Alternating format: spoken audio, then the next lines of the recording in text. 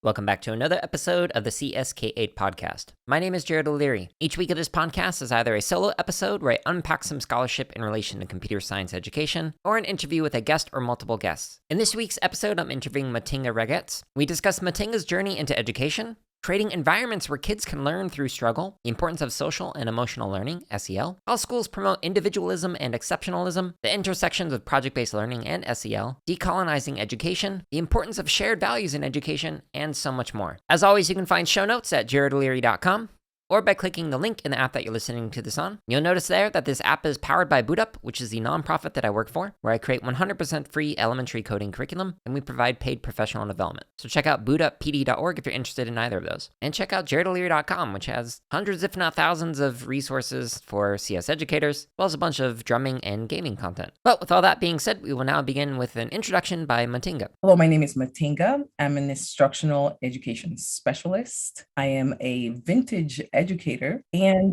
one of my loves and one of my passion is to really change the way education is being imparted or delivered to students and really change the way students see themselves. So I come from a long line of techies and educators, and one of my goals today is to share my work with you and to share my passion as well. It's interesting. So how did you get into the field of education? It sounds like you might have some relatives who have been in it. Most likely, my mother was an educator.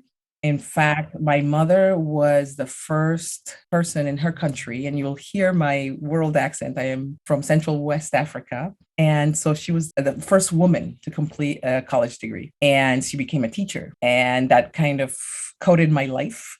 But I did not want to be a teacher. I really didn't. And education for me was a pothole in the road. So I basically fell into it. I was on my way to law school. You know, when you're from a West African tradition, your parents kind of dictate where you go and where you land. And I was coming to the United States to do an international law career. But then you come to the United States and you realize people don't listen to their parents here. It's an option. You don't have to go where your parents want you to go, right? And so I was like, wow, that's a thing. And it was very simple. On my way to law school, both my husband and I wanted to go to grad school. He wanted to do his PhD. I wanted to go to law school, but then he got a chance to go first because he got accepted first. And I'm like, I'll do something easy, like, go become the teacher. And first of all, it wasn't that easy. Number one and number two was that I found that I was good at it. So I slowly but surely started forgetting my law journey, which I wasn't very passionate about after a bunch of internships and things like that. I wasn't very passionate about it. So that's how I ended up in education. Yeah. What subjects did you teach? I was a social studies and world language teacher. So in social studies, I taught anything from government, US government, civics. My favorite was global studies, of course, world history, and I taught Spanish. That's interesting. It would be really neat to work with an educator in like government in particular, talking about social studies and government, who had a perspective outside of the US. All the teachers that I could think of, they were born and raised in the US, and so they didn't have perspectives beyond that. That sprinkled some spice in my global studies class. The things that we got up to. And again, my own way of teaching and learning also had a lot to do with that. But my global studies was definitely multi-perspective. I have an international background. My parents were diplomats, and so we traveled. They had an assignment in different countries every few years. And so I traveled. And so whether it's East Asia, whether it was Africa, whether it's Latin America. So I brought that to my classroom. Yeah, multiperspectivalism really resonates with me. I've talked about it quite a bit on this podcast, how it informed my own approach to teaching, to research, etc. Like, it's really important for like people to read outside of the field to get perspectives beyond what they are typically hearing within like dominant discourse in whatever subject area they're in. 100%. And the answer is in that intersection, because we don't have the answer. They don't have the answer. Somewhere in the middle there is. And so this is where I think innovators come in, where I saw something in Japan. I am looking at something in America going, wow, can we just kind of marry those two together? And all of a sudden, boom, there's an innovation. Does that make sense? Yeah, definitely.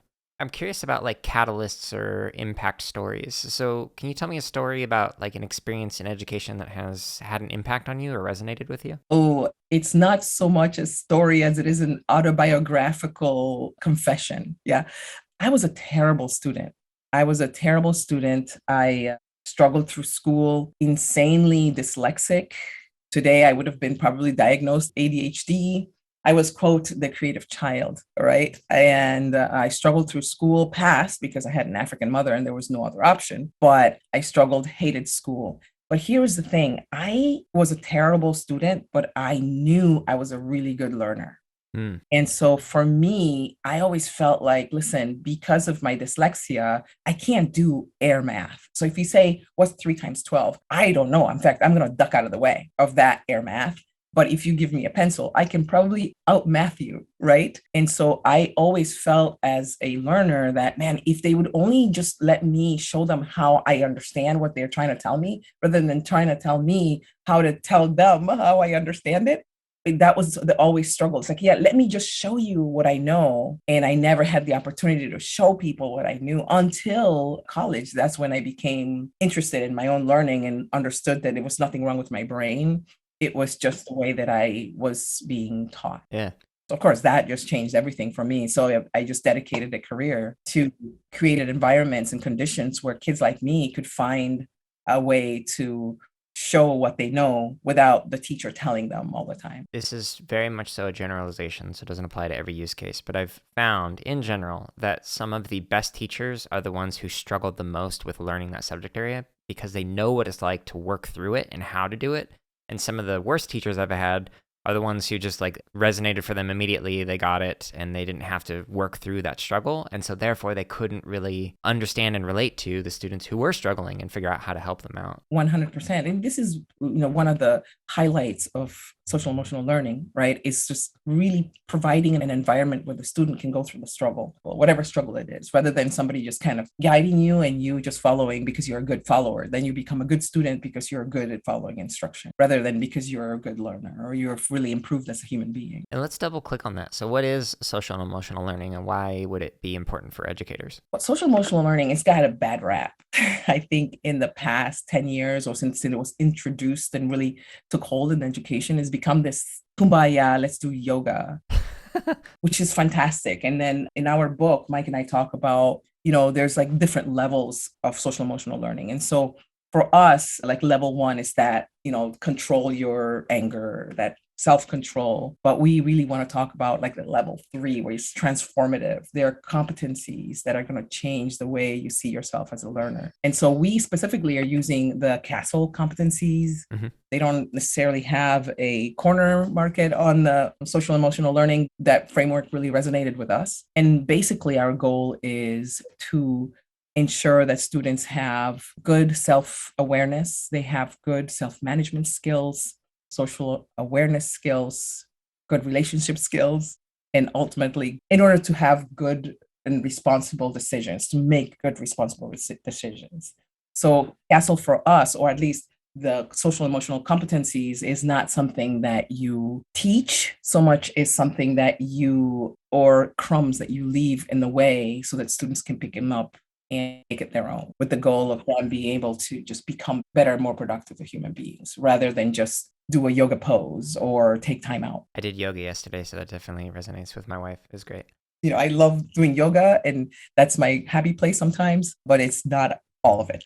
Right. Yeah, my first therapist that I went to, this was over a decade ago, had me do yoga twice a day, an hour each. And that, coupled with some other things and talking through issues, really helped me so much. One of the things that also I think really resonates with me about SEL is it's not just about so that you as an individual can become better, but so you can also empathize with others and learn how to communicate with people. And that's something that I feel is strongly lacking in adults right now when it comes to anything charged or political. We need to be able to have a discussion about stuff we might disagree with strongly on. 100%. And my focus when I design educational programs is this idea that the self-awareness is the center of a child's learning. And you want to spend as much time as you can in that self-awareness place, which is scary to some, right? Making a child aware of their identity and how their identity relates to authority and how their identity makes them interact with the world, interact with authority, interact with their siblings, interact with their parents. And so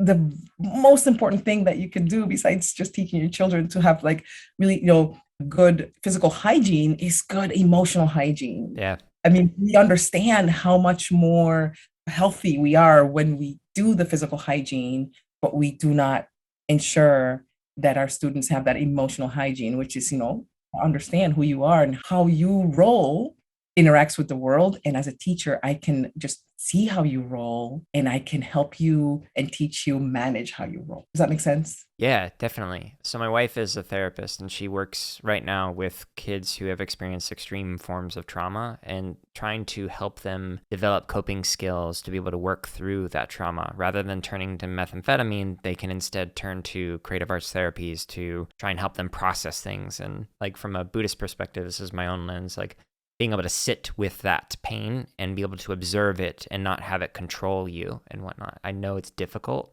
Like having those skills to be able to be aware enough to understand the pains that are negatively impacting you and still be able to come out on top without turning to addictive substances is key. Yeah, 100%. It's not just the idea of sitting quietly with an issue.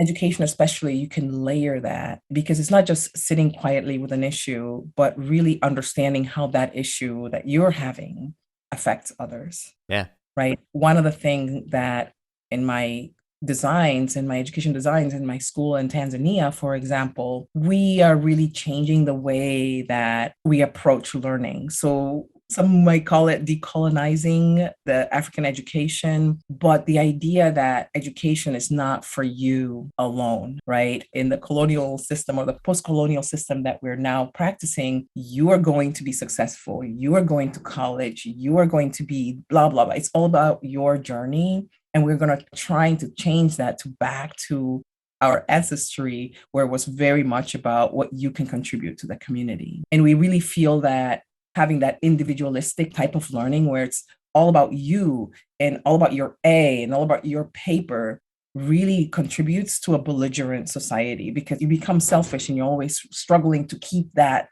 what is yours, right? Rather than building a community. And people who build a community and participate in building the community do not destroy that community. And those are things that in the African culture, you can see in cultures that are, just naturalistic.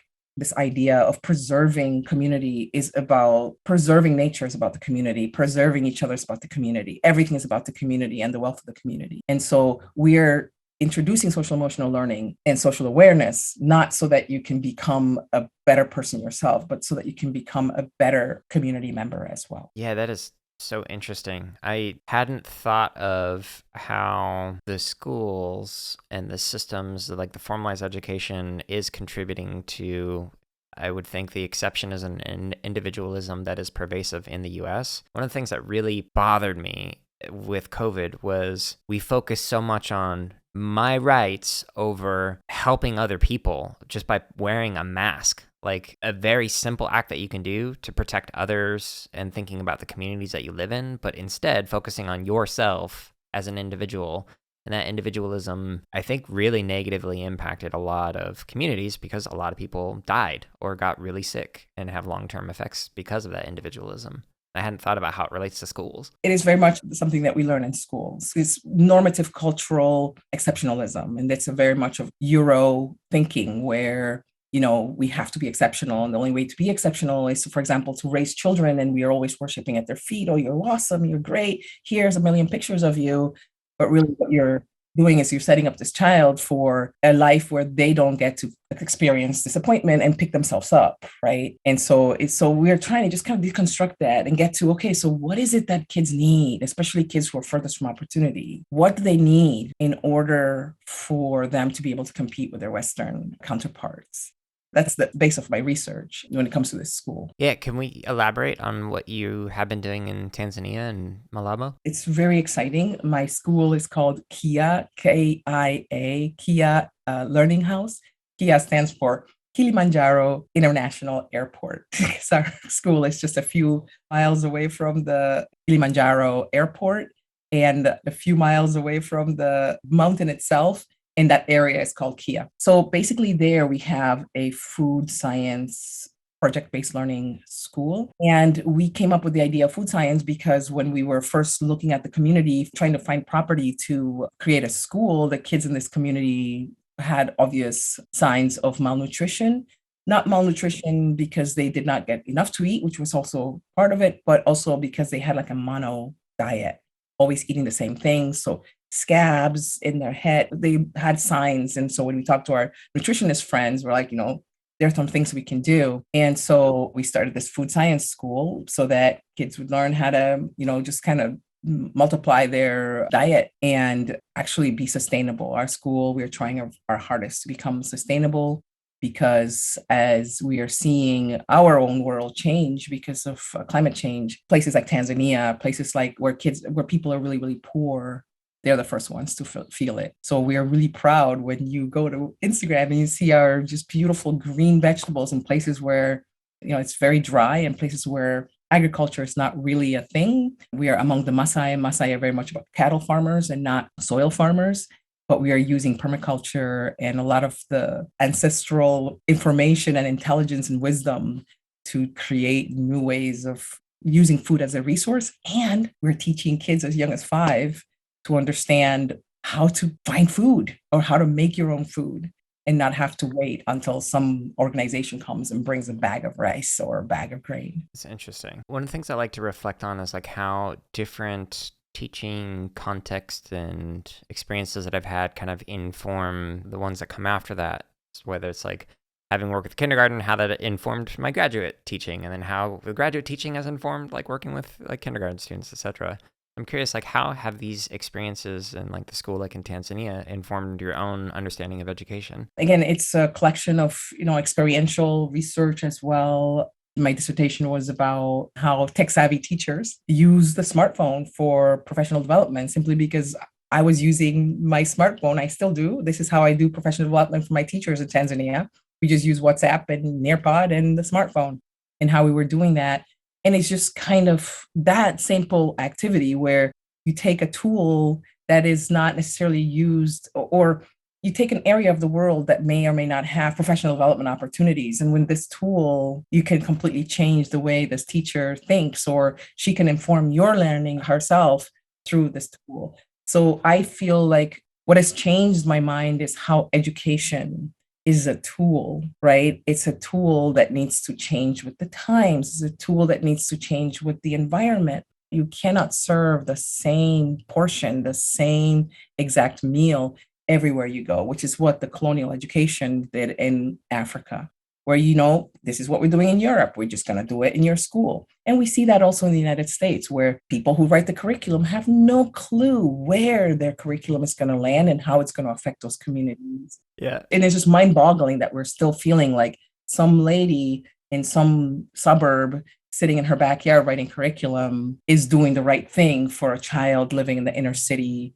struggling with, environmental racism because the water that comes from her sink is brown. Does that make sense? Yes, it definitely makes sense. And so as educators, especially because we don't tend to come from where our students, the background of our students is rarely those of the teachers. If you look at the percentage of white female teachers to other BIPOC populations, it's heavily towards the normative culture. So how can one culture teach kids from other cultures without necessarily imparting or changing? And so for project-based learning, it makes it beautiful because now the students can bring their own voice, they bring their own choice, they bring their own culture into a project and still manage to meet those standards. Yes. So I think it's like 80 some odd % of elementary teachers are white women. And so like that's obviously an issue when it comes to that. But then CS has an extra layer of things to problematize in that some of the curriculum that comes from CS organizations are written by people who have never taught a day in their life. They're well-intentioned computer scientists. And so they've just kind of come into it and are like, well, this worked for me, so this will work for all these kids. And so like schools sign on to that curriculum or that platform or whatever, and they just don't have enough people who actually know how to teach and design lessons. And so like the pedagogy is just questionable at best. Oh, and not just that. How does this fit in my universe? My mom's getting beat up by some dude that she brought home. How is this fitting in my universe? It shakes the tree, and a lot of kids drop out of CS, even if they would have been awesome at it, because it does not connect with them. Yep. So you mentioned PBL. So how does project-based learning kind of intersect with SEL? Beautifully, right? Because project-based learning really creates that context for the student to learn autonomously. And for your listeners who may not be familiar with project-based learning, we take the standards, we take the learning goals, right? We then try to create what we would call, quote, a real world. Don't call it real world around teenagers because they're like, what am I living in, a cartoon? That kind of thing. Maybe. Right. But it allows to the students to role play, right, what it would be to be in the adult world. So we start with some kind of challenging question. And then from there, we create these opportunities for inquiry. We ensure that in PBL that those opportunities are authentic to the students, not necessarily something they're going to learn for when they are older. My son calls it just in case baggage. So no, what's relevant to the student today, what skills the student can use to manage their lives today, opportunities for the students to have a voice. And by having a voice, meaning like taking that voice and bringing it in front of a real audience and not an audience of their peers who may or may not be experts in that, and opportunities to reflect, opportunities to have peer review, expert review, community members and partnership reviews, and of course, an opportunity to share your work with others. Project-based learning, your work doesn't end up lining the garbage can of your teacher at the end of the term. It ends up affecting someone somewhere. I mean, honestly, I think that's all we want to do when we are here on earth, right? It's just to shift the needle in some way, except now you get to do it when you're 6 years old and start getting in the habit that you are a meaningful and valuable member of some society somewhere. Right. One of the questions that I've asked a couple of guests in the past, I'm still thinking through it. I'm curious what your thoughts are on this, but when might be project-based learning a form of colonization? Like if we are going with standards, are the standards a form of colonization in terms of colonizing ways of knowing and understanding and setting this is the direction that you should head in as a field or people who are studying that? And then how might we combat that potential colonization through SEL or PBL? Oh, wow. That's such a good question. And, the standards are written like the Bible, they're gray, open to interpretation. Right. And a lot of the really, I think, normative standards are not project-baseable. You cannot create projects from them because they're very, very specific. Like there's literature and all of these things, like all of the little, you just cannot create a project around there. And project-based learning really just kind of is a magnet for the standards. They're like analyzing data, creating beautiful surveys so that you can interview people and collect that data and code that data and actually be able to interpret that. Does that make sense? And so a good project-based learning experience for the students just kind of goes towards enhancing skills rather than content. So sometimes the projects don't really look good or are good at the end, like their final outcome is no good. But the question is, did the student understand the process? So we really focus on the process. And the process, especially when you braid it with social emotional learning, is take that child from childhood to adulthood in a way that they're going to be productive, and better yet, in a way that they're going to feel satiated with life in no matter where they're standing, as opposed to this nonsense about happiness, right? I watched the Johnny Depp and Amber Heard trial, and I'm looking at these people, and they're beautiful, they're rich, they're famous, but they are the most unhappy people I've ever heard of, right? And so we are trying to get away from that weird American hustle about happiness and making it so that you are satisfied with where you are in life because you can see that you've accomplished something, rather than because I'm telling you you're smart or pretty, which is a different way of just kind of teaching the same thing, the same standard, right? But in a way that is more humanistic towards the learner rather than towards that test. The hardest sell with project-based learning and social emotional learning, because people always say, well, I don't have the time. I don't have the time. But it's kind of like saying, I don't have a time to change a flat tire. I'm just going to humpity throughout. Take the time, go to the side of the road, change that tire, call someone if you need to, but then it's going to smooth the road. And sometimes I think that we are looking right instead of looking left, because the most interesting thing is as when the student sees themselves differently as a person, as a learner, they become interested in education. They become better test takers because they really understand and they are really invested. But if you make it so that you're just piling on content in the age of information, mind you, just really weaponizing the curriculum and you just drop kids fall through the cracks because you're not really addressing what they need, which is a Sherpa through life. Yeah. So there are like many different flavors of project-based learning, but the ones that I gravitate towards are the ones that focus on the process, like you mentioned. But that's kind of a misunderstanding that I see some people have with PBL is, oh, well, it's called project-based, so the focus is on the outcome. The product is not the point of it. It is the process, the journey through it. So even when Mike was on the podcast, he talked about how some of the failed projects were some of the best projects because students learned a lot through that process. Yeah. And it's life, right? Sometimes some of the most harrowing experiences are the ones that you learn the most. And because we're not seeking that happiness, and that's that weird outcome. Like I'm doing this because it will make me happy. I'll be happy once I get that job. Well, when you get the job happens to be, you hate that job. It sucks. So now you're not happy. I'll be happy when I get married. I'll be happy when I have a child. There's all this weird, when I get to the end game, that's when I'll be satiated.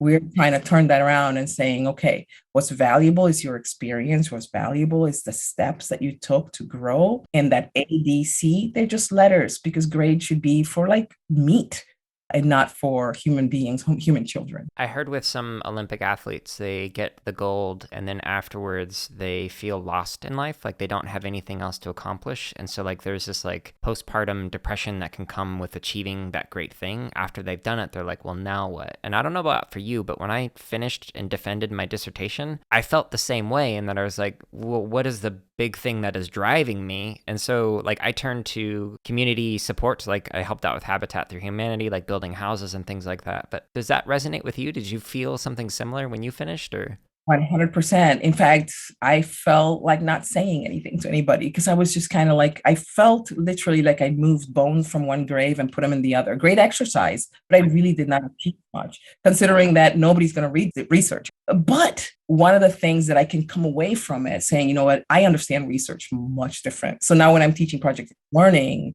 and we're talking about sending children into a research mode and having the students have this scientific experience, boy, I have a completely different view as opposed to when I was a high school teacher that before I did project-based learning, I was just assigning a report, right? Before I understood the tenets of project-based learning. So once I started kind of aligning my experiences to what I would like the students to experience, and I'm like, oh my gosh, I know what it means to analyze and code data. And that's not analyzing and coding data. You don't have to look very far. You don't have to go to the Olympics. I think we have a whole generation of young kids who are rudderless right now because we kind of sold them this narrative that if only you follow these steps, your life will be great. Well, they followed their steps. They were valedictorian. They went to their college of their dreams. Yet now they don't even want to work because they're like, what's it for? What's it all for? You have a whole generation of kids rudderless. And that's on us. We raised them. We can't say kids today because we raised them. When would you not use PBL or SEL? So SEL is a constant, right? You're the Sherpa, you're the one that's been through life. You can't turn that off. But there are some things, for example, if I want to do a safety course for my science laboratory, I can't be like, yeah, just go in there and figure it out and see if it blows up in your face, don't do it again. I can't be doing that. Right. And so in PBL, we do peaks and valleys where peak, you're doing a project, the kids are engaged, and valley, maybe you're doing something like refreshing some skills that you wish they would have gotten. We are doing things like, giving the kids a rest. And me, I'm going to do some lecturing now because it's just give it to me. It's my turn or just not turn, but it's like, let me just guide your learning for a little minute. And then in the next couple of weeks, we go into another project because the kids get projected out, right? And so you want to really have that peaks and valleys and understand the reason. And also because of the standards, right? And here in the United States, in Tanzania, we don't have those hangups. But here in the United States, because of the standards, there are some standards I have to touch on that are not really project ready. Not all standards are made equal. Yep. And so sometimes in that valley, I can just collect those standards and go, here are some things that I'm going to teach you that may or may not help you, but you got to dance through the hoops. Here we go. Right. And so my job as a teacher is to try to tuck in those standards wherever I can in projects. But when I can't, and I just feel like, you need to have them, I will teach them that way. But here is the most magical part. Some of those standards that do not fit anywhere else don't matter. They don't matter. They're standards that don't really coordinate or align with the experiences that the students are doing today. But of course, you can go to the powers that be and go, yeah, I'm going to throw out standards that I don't like. So when I was preparing some questions for today's conversation, I was looking at a video that kind of like summarized your book with Mike. And I'm curious, one of the sections was talking about like the importance of students having a shared understanding of values. I'm curious why it is important to teach that. Because as educators, I think there's a misunderstanding, right? So right now, especially in the past 10 years, I'm going to say there is this teacher should. In fact, I would like to create a t-shirt that says, stop shoulding on me. Because teachers should. Things politicians won't even touch with a 10-foot pole. They feel like teachers should do it, right? And so there is this menu that has been growing about things that teachers have to do. Unfortunately, the schools are taking it as a checklist rather than a guide or some kind of like roadmap. We got to do this, you got to do this, you got to do this. And teachers now are in this checklist mode and they have lost the plot, right? And this is what creating this dissatisfaction with teaching and the stress because we're just managing too many things. My approach is a little bit different. My approach, I feel that in order for you to, for example, be diverse or create diversity in your class, you can't learn about every culture. What do the Mexicans eat? What do the Buddhists do? What you can't do that. You're not Google. But one of the things that you can do is create these conditions, right? Where students have an opportunity to bring their own backgrounds. Yeah, in the book, we talk specifically about, listening to the students rather than trying to norm the students to the same values. For example, in the book, there's an example about the inside voice, which is very much culture in elementary. Use your inside voice, use your inside voice. Well, if you come from a culture where you speak a lot louder, you gesticulate, you're in your face, you interrupt because that's how you get your point across. You're not angry. You just in the conversation and you're passionate, right? The normative culture tends to look at it as disruptive rather than what that person is saying. So there's an example in the book. There's a couple of kids who are working and they're gesticulating and they're loud. And the teacher looks around, she hears them. They're obviously working on their project, but they're loud. So she just says, hey, I want you to turn it down. Otherwise, you're going to have to be working in the office. You're interrupting everybody. And the question is, who is the interruption? Who's the distraction? Who just broke the learning? Because she could hear that the kids were learning. They were passionate. They were in their jam, right? And so then we give them some strategies on how to just kind of backtrack and don't try to create an environment. Try to listen to the kids and create the conditions for the kids to be kids. You chose to teach a bunch of 10-year-olds, and 10-year-olds are just naturally the kittens. They just kind of bounce everywhere. And that's how you create that diversity. You create that inclusion by really thinking about the way they are, almost like biomimicry, and adjusting your teaching environment to that. So in that example, we give a correction or at least some strategies on, teaching the kids to just having those conversations about how do you concentrate best? How do you work best? Because we know as adults, we can work with noise. I mean, I've worked in a city with, in a coffee shop with a very busy intersection behind me, and I can work with noise. We know that we can do that very productively, yet somehow we have this idea that it has to be normative. So loosen up and let diversity come in a way that you don't feel like it's disruptive, but it's in a way that you can enhance the learning environment. Yeah, no, it definitely resonates. I was fortunate. I had administrators who were okay with the noise, the chaos, if we want to call it that. Like it was kids who were excited to learn and wanted to share with their peers. And so we would often have EDM going through like the speakers in the classroom, just like listening to music and like having a good time learning and whatnot. Kids were talking, they were getting up, moving around. It was sit where you want, work in groups or work on your own. It's up to you. My admin supported that, but in the district that I was in previously, unless it was the music room, they wanted it to be quiet and like everybody sitting there is like. And that's bad science. We know now that it's bad science, right? Speaking of cats, cats are slick. Cats are so coordinated and so athletic and so aloof, right? But put that cat in a box and see what you got going. And so we've got a 10-year-old whose natural state is breaking things open so that they can see what's in it. Asking questions, climbing, running everywhere. And the first thing we want to do when we want to teach them how to be a person is to take all of that away and put them in a box with a small little window if you're lucky.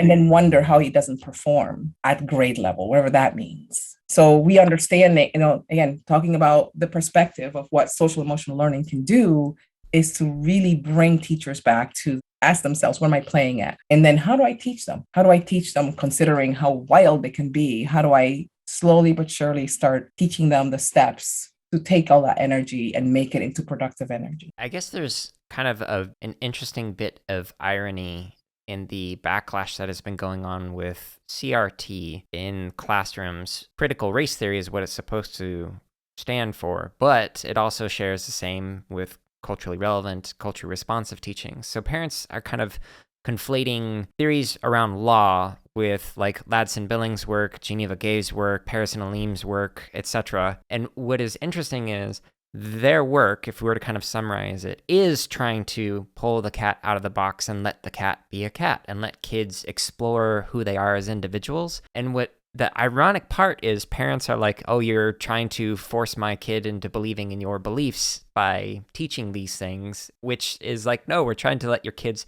be themselves. And then there's pushback from that. Yeah. And I think that it's orchestrated noise. And I want to really encourage educators to not listen to that noise, because again, that noise forces us to look right instead of looking left. And we know the science behind the way students learn. We know that, but we keep falling into, well, here's the narrative that the politicians are bringing into my classroom. I encourage teachers to, and this is where project-based learning is so awesome because it's so public. I want the community to understand, because they've experienced your, whatever it is that you're doing in the community. If a school is in the community and the community is rotting, that school is not, I don't care how many A's and how many kids go to college, you are not a successful school. And so in a PBL school, hopefully the projects are things that are happening in the community. I mean, I've heard things like, I don't want you to turn my child into a social warrior. And I'm like, okay, so, right, complete that thought. So putting these projects out in the open really allows educators to regain that narrative and tell the story. In social emotional learning, we do ask the students to look at their identity. Like I said before, it has everything to do with how you relate with the world, how you see yourself in the world. If I'm some little Black girl who grew up in all white world and I wanted so badly to be blonde and have blue eyes and not have this butt that sticks out, right? That is going to change how I see myself in the world and my value in the world. So it's very important for me to feel valuable right from the very beginning, and not just valuable because I look a certain way, but valuable because I can do something. I see it wrong, I can fix it. I see something that's dangly, I can put it back. Yeah.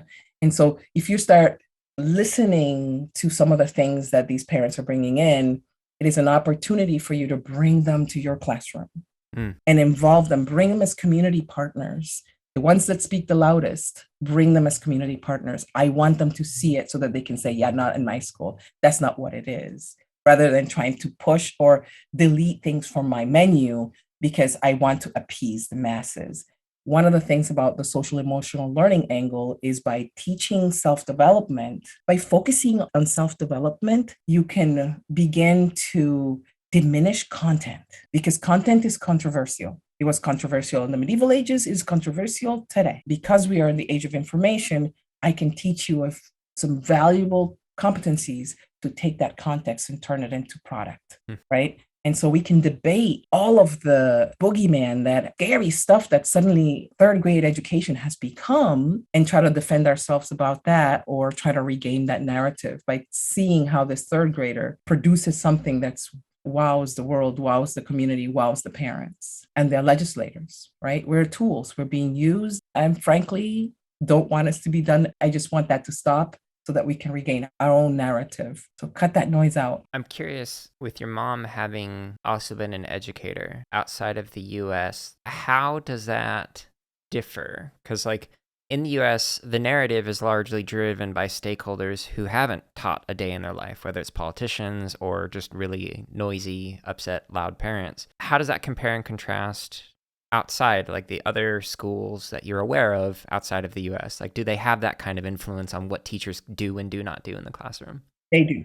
Remember, the majority of the schools in the world are the same model, right? Go to China, go to Japan, go to Germany. We still have The Germans started this model where it was, the whole idea of, industrial revolution, let's just try to, and that model has just basically translated throughout the entire world. So when you say school, you say desks. And for example, my Tanzanian school, the government was more interested about the measurements and the dimensions of my classroom than what the students are learning, because there is a control factor. Well, and then whenever anything is wrong in society, somebody makes a mistake, obviously it must have been something your teacher did or did not do. So that is worldwide. And especially the United States, we've been the leader in progress, the leader in innovation.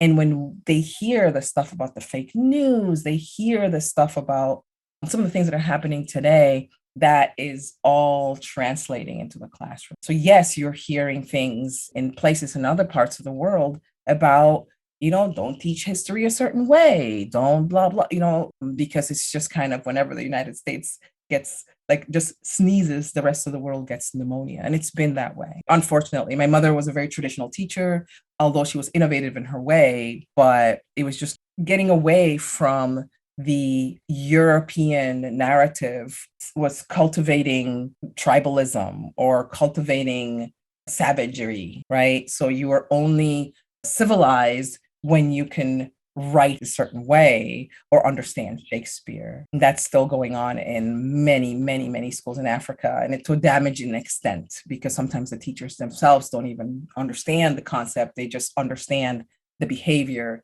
of hitting a child because he can't understand, or hitting a child because he can't read. Yeah, we've had a lot of that in the States as well. And then even here in Arizona, we have a road that's still to this day called Indian School Road, and a lot of people were protesting that and saying, well, that school that it's based off of was supposed to, quote, civilize the savages. That was the point of it, was to indoctrinate native kids into Western way of being, and so they would call them savages unless they started dressing, acting, talking, writing like Western counterparts and whatnot. It's worldwide, and wearing the uniform with the tie and the suit, even though it's 95 degrees outside all day. So it's worldwide. And it should right now be a lens, right, to people who are fighting against what's happening in the schools right now, because what you're fighting against is the same thing. There's a norm that you want to conserve, and you don't want progress in your schools because that's scary, or whatever it is. Whatever you're going through, that's a you problem. I'm going to make sure that my students have the conditions that they need in order for them to be able to react, to be able to engage, and to be able to just kind of make it in life without necessarily being crippled by the norm. And I think that in order for us to step away from the norm, we got to understand the beginning, which is ourselves, my history, and why my hair is amazing. And I wish I would have known that before. How my skin is crucial. I wish I would have known that before, had I known the history. And empowering kids like that, the only way to tame the savage is through school, a certain way. Probably it's a controversial thing to say, but that's not what we're trying to do. We're trying to get away from that model. We want the kids to be who they want to be, or who they are already. I'm a bit of a practice nerd in everything that I do in life, whether it's drumming, gaming, teaching, whatever. I'm curious, how do you iterate on your own abilities and try and progress as an individual? And this one is easy because I'm a constant learner. I love to interact with people, because every time I talk to someone, I walk away going, dang, that just blew my mind, right? I love to interact, and you can't turn the teacher off. In my case, my husband often says, you just sounded really didactic for a minute. Really didactic.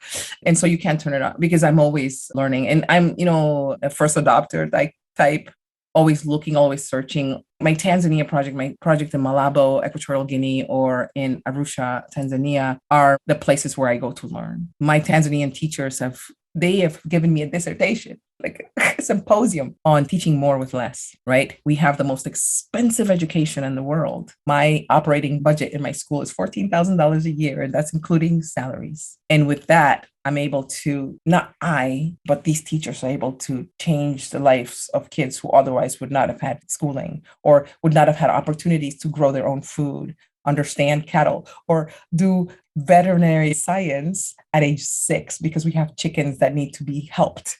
Yeah. And when you're taking care of a puppy or you're taking care and you make them better, you understand that you matter. And it doesn't matter your orientation, it doesn't matter your culture, it doesn't matter whether you're tall, you're fat, you matter because you have given evidence that you do, rather than somebody telling you, here's a model of beauty, here's a model of intelligence, and here you have to be a doctor in order to show that you're smart. And social emotional learning is the outline of that. It's the strategies that the teachers can use in order to create children that feel that way about them, rather than using social emotional learning as an extracurricular piece. It's not extracurricular, it's the main flavor, the main thing, just like equity. What are the strategies that you use for yourself? Because it's clear you think deeply about very heavy and difficult topics, and that can be emotionally and intellectually draining, lead to burnout. One of the things that's cathartic is to learn empathy by listening to the other side.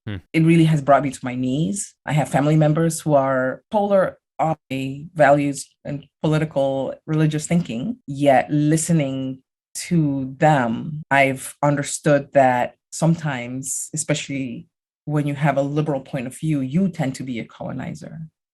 Yeah. One of the things that I do in my work, I go into places in the United States where, like I will go to rural America, where some of these things are not traditionally. In other words, one of the things the places that have really polished my journey is understanding that myself, when I bring my knowledge or my wisdom or my thinking, I too can be doing the same thing. What I am saying, project-based learning, the idea of allowing autonomy is against the norm, the culture there. I am bringing them things that are no different than a missionary going to Africa and telling them that this is the only way that you can have a happy life. Imagine going into the Amish with ideas about, some of our ideas that we have, and then somehow judging them because, oh my gosh, they don't get it. So it's brought me to my knees in all of these things that I am constantly thinking about and researching about. What's the goal? What's the end game? Where's the plot going, right? Because if I'm talking equity, I'm talking equity. And if I can go to a different culture in a country and respect that culture for it is, I better be going to places in America where people are polar opposite and respect that culture for what it is. That has been something that's blown my mind. Like looking at, for example, red versus blue, those are two cultures. And if we can go into each other's territory, understanding that you're going to somebody's culture, values and thinking, man, I thought I was right this whole time. But my opinion is a grain of sand. There's a website and like a handbook called Street Epistemology, which talks about how you can engage in difficult conversations with people you agree with, and that the questions that you ask, they're framed as like a pebble or a grain of sand in the person's shoe that will cause them to think about it and revisit it through the rest of the day. I still find it difficult for me, like a part of some people's cultures and understandings, that gay rights should not be a thing. And as somebody who's pansexual, non-binary, like I find that very problematic. It's also a part of some people's cultural beliefs that interracial marriage should not be a thing. And so like, how do you grapple with that? At one point, not trying to colonize, but at the other point, trying to be like, you are hurting people because of your way of being or your axiologies or ontologies or whatever. Right. And I cannot begin with that. I cannot begin the conversation with the pain, right? And this is where that empathy, and this is where we teach in project-based learning, at least in the social emotional learning strategies that Mike and I have put together, you teach dialogue. You teach bringing the Native American circles, talking circles, as ways to honor and acknowledge, as well as provide in a place where everybody can speak in a certain way.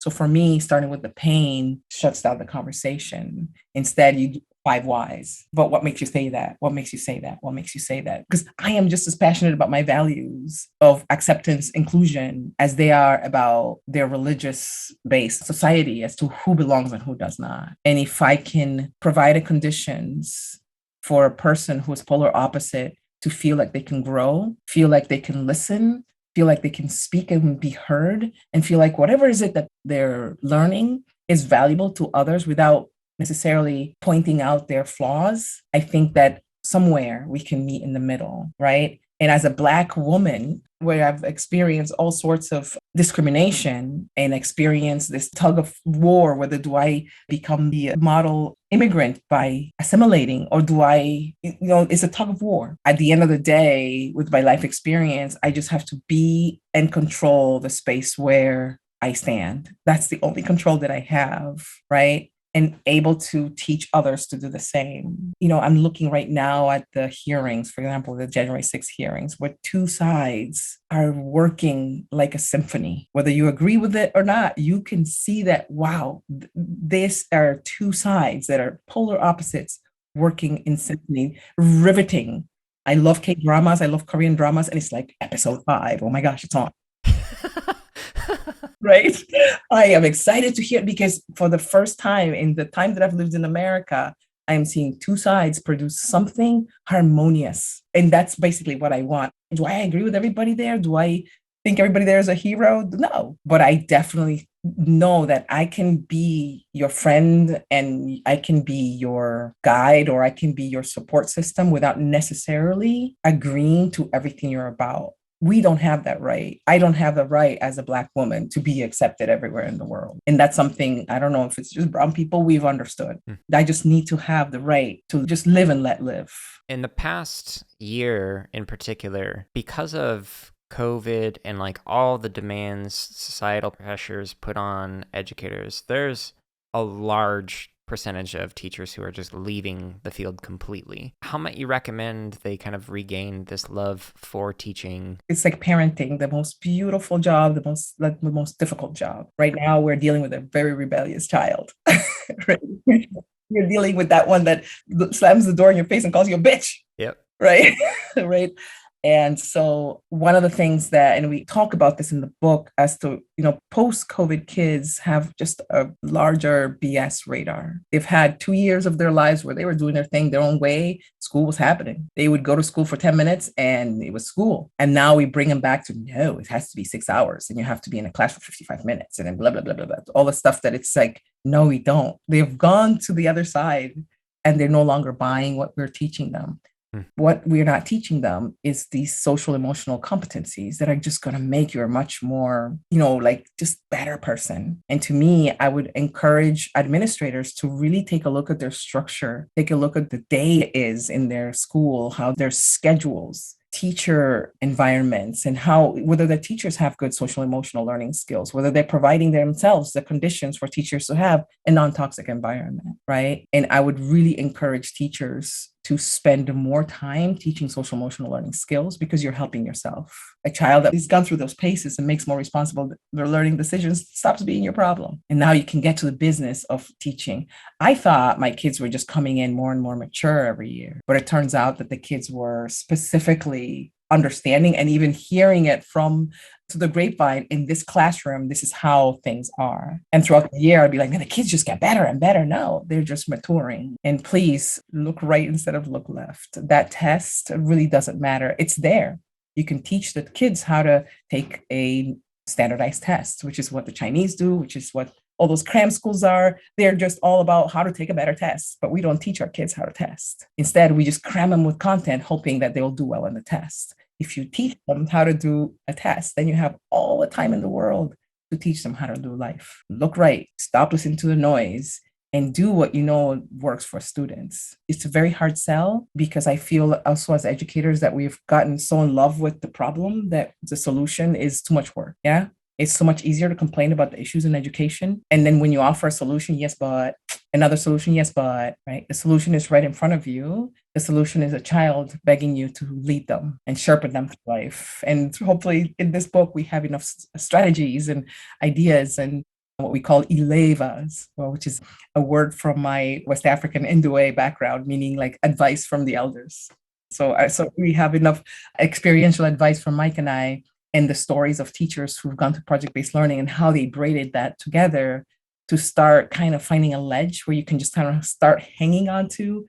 And by doing that, you'll see that you'll start falling in love with learning again, because the kids will begin to amaze you again, as opposed to annoy you. That's brilliant. Yeah, I'm really digging all your answers, so thank you. What do you wish there was more research on that could inform your own practices? We have the research, right? The research is there. I think that change to inform not just my practice, but the practice of teachers. Just go back and listen to the science. The science has been there since the 60s, right? As opposed to buying these canned curriculum. I mean, there are these things that, just doing these, what's expected of you, especially administrators. You come into the job and you feel like, well, my job is to make sure it's like a police, the curriculum. No, your job is to create the conditions, right? And so to me, look into the research is there.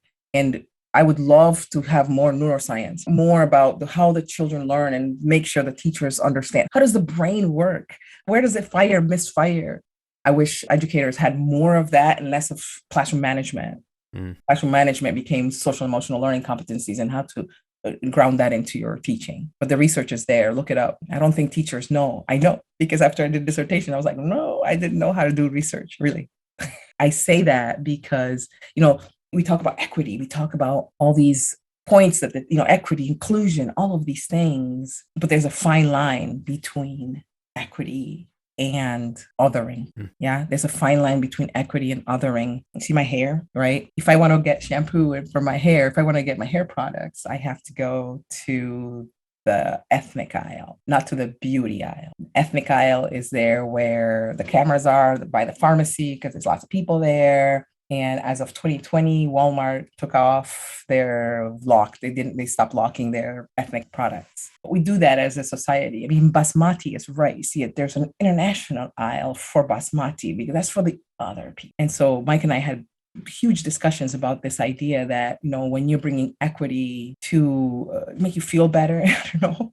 Mike said, okay, so what happens if you put the word equity and you exchange it for Black people or Chinese people or Indian people, and you say things like, oh, we're going to now introduce Black people curriculum or an Indian people curriculum? Very fine line. And so as a teacher, I feel that if you are concerned with the way your students develop as people, you don't have that space to other, rather than to include all of these things that the world is thinking to you. Well, you got to do equity. So here's an equity curriculum. Think about it. What are you doing? Here is a girl curriculum. Here is a boy curriculum. Here is a poor people curriculum. Yeah, and then the intersections of that. So I co-authored a paper with John Stapleton that I'll include a link to it in the show notes, but we were talking about how there's a difference between culturally relevant and culturally specific. And so the example that we give is, if you talk about culturally specific and you're like, I'm going to create a curriculum, it has paths for males, females, and non-binary trans individuals. Okay, cool. That's interesting. But what about if you also have to consider the intersections with race? Are you then going to have paths branch off within each one of those specific to race? And then if we look at socioeconomic status or understanding of language, like, are they multilingual? Are they barely understanding English? Like, there's so many different intersections that you have to consider. And it's like, well, why don't we just focus on students as individuals rather than as collections of groups of people? 100%. Because as a binary, cisgendered female, I don't have the life experience you've had. And there's no way that I can bring you a book that's going to relate to you. Like this is books by Black authors. Thank you. But then you're doing this whole thing where it's like we're protesting about justice and police brutality, and we get Juneteenth. Thank you. But that's not what we asked for. Right? So thank you. You replaced the bunny book by the Black author. Thank you. But that's not what we asked for. Right? Focusing on the individual and focusing on teaching the individual to just kind of explode themselves. You'll get sprayed by who they are, and that's it. Done. That's it. We're working so hard to prevent that. We're working so hard to norm in an age where norming is abusive, it's violent, and creates individuals who are broken, traumatized, and no good to the society they were meant to cure. And I know in my school principles in Tanzania, we have these principles of self-care and community care and care of our environment, care of our school, care of our village. You can't do that if you're broken. Yeah. I tell you, a lot of the special education kids, I always get the conversation, what about special education kids? They just stop being so special when they're in a well-cultivated project-based learning environment where, people are really concerned with their skills and competencies, coping competencies and skills. Yeah, sure. I'm curious, is there anything that you're working on that a listener might be able to help with? Well, right now, Mike and I we're really focused on spreading out some of the strategies that we push in the book. We're really wanting to create, there's some strategies based on experience and also based on our experiences of our peers. So we are really focused on grabbing those experiences, making them even more palatable and more usable to our peers. So I know we're going to be creating a lot more content about that. Now that I am done with this book and the dissertation is far away, I have a little bit more bandwidth to continue work in my African school. We just got a grant to expand. So we're doing some buildings, a new building. So if you go to Instagram, you'll see our new little building, 3 brand new schools. We have a little cafeteria, we have little outdoor classrooms. And so I'm going to really focus on that and focus on fundraising for making sure that these kids can go to school for free. Awesome. Yeah. So if people want to reach out to you, that might be able to help with that, you should definitely do that. For sure. You can find me at matinga.com and all of my information. I'm pretty Googleable because there's just the one Matinga. So just Google me. I'm at matinga.com. And I would love partnerships with schools who are interested in partnering with African schools, not to teach them things, but to learn from a different perspective. Interested in anyone that is really into this idea of decolonizing the way kids learn.